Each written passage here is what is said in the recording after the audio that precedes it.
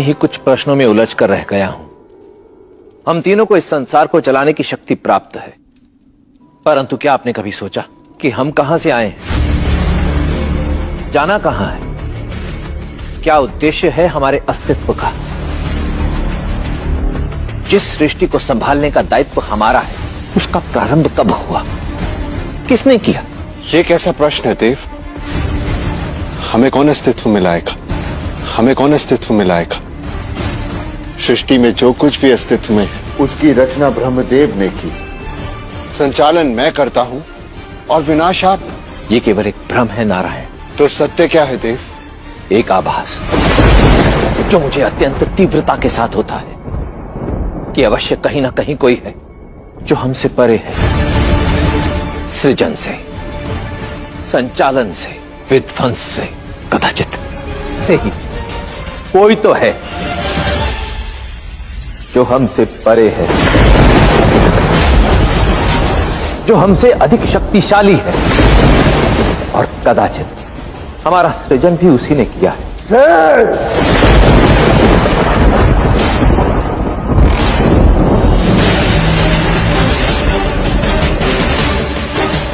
यदि कोई है मुझसे श्रेष्ठ तो प्रस्तुत करो मेरे सम्मुख। ब्रह्मा जी के विनीत वचन सुनकर भगवान श्री हरि बोले, ये वचन बोले। श्री हरि उनसे कहने लगे, ब्राह्मण सावधान होकर सुनो, मैं अपने मन का विचार व्यक्त करता हूँ। देवता, दानव, मानव सब यही जानते हैं कि तुम सृष्टि करते हो, मैं पालन करता हूँ और शंकर संहार किया करते हैं।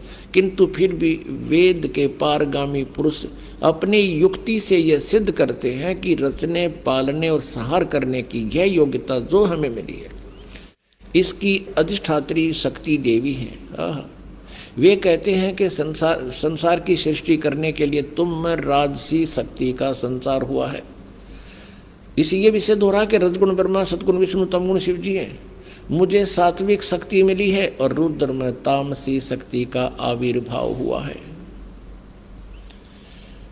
सुवर्त प्रत्यक्ष और परोक्ष दोनों उदाहरण मैं तुम्हारे सामने रखता हूँ, सुनो। यह निश्चित बात है कि उस शक्ति के अधीन होकर ही मैं यानी विष्णु शेष नाग की सैया पर सोता हूँ। सृष्टि करने का अवसर आते ही जाग जाता हूँ। मैं सदा तप करने में लगा रहता हूँ और उस शक्ति के शासन से मैं कभी मुक्त नहीं रह सकता। कभी अवसर मिला तो लक्ष्मी के साथ सुखपूर्वक समय बिताने का सौभाग्य प्राप्त होता है। मैं कभी तो दानों के साथ युद्ध करता हूँ। अखिल जगत को यानी सारे जगत को भय पहुंचाने वाले दैत्यों के विकराल शरीरों को शांत करना मेरा परम कर्तव्य हो जाता है। ये भी सिद्ध हो रहा है, परमात्मा कहते कबीर जी, तंदर सुखिया कोई ना देखा, जो देखा सो दुखिया हो।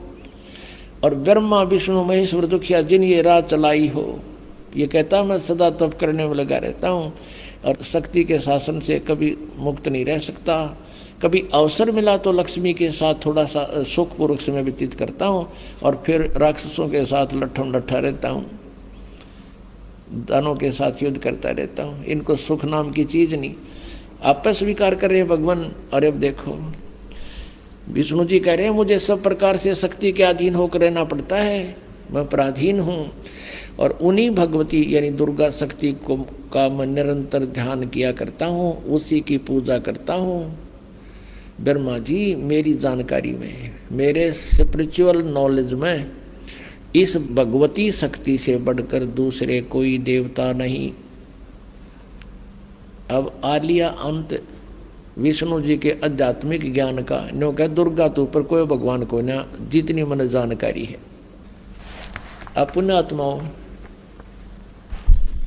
यदि ये दास ये शब्द कह के छोड़ देता कि ब्रह्मा विष्णु महेश दुर्गा आदि और इन ऋषियों में ऋषियों को आध्यात्मिक ज्ञान नहीं था, तो पहली बार जो प्राणी सुने वो उठ कर चला जाने कहे तो नरी बकवाद करे है।